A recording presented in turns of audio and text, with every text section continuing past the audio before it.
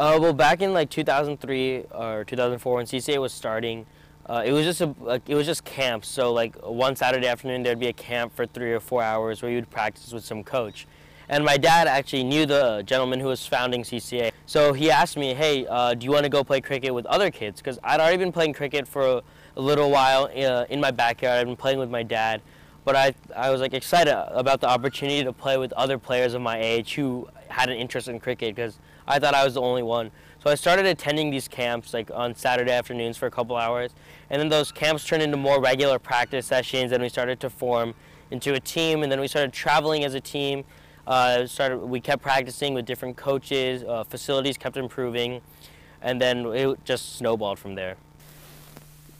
CCA, I decided to make CCA because my kids, both of them went to India and they really liked the game.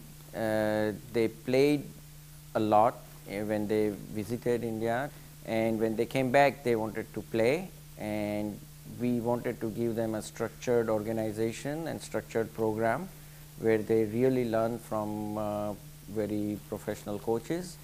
So CCA was created to provide professional coaching and structured cricket curriculum. Well, I think it's a good thing that CCA is a non-profit because it definitely like people can donate and get the tax deductible and all that kind of stuff. And I think it also aptly fits the mission of CCA, which is to promote cricket in the United States.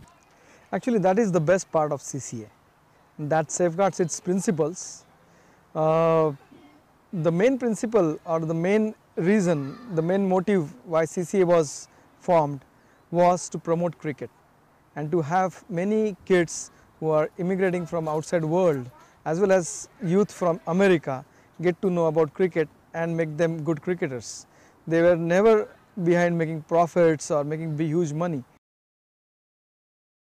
Well, I think the major problem is that people don't have much of an opinion of cricket because they don't know about it. But CCA is doing a great job of increasing awareness of cricket.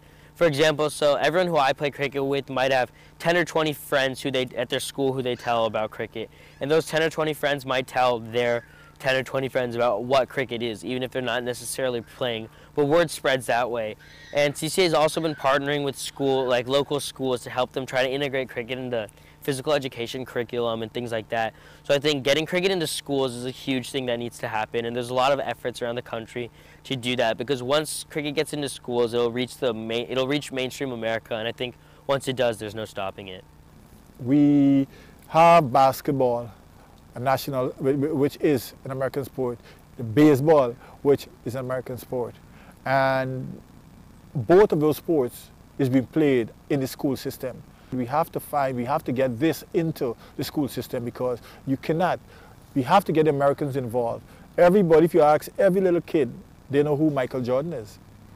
And that is the type of thing we have to create to make sure that we can have the cricket compare. It may never be able to get to that level of a basketball or a baseball or the American football, but we can get somewhere as close as possible if we get that introduced into the schools, and it's a must that it must be within every school that you have.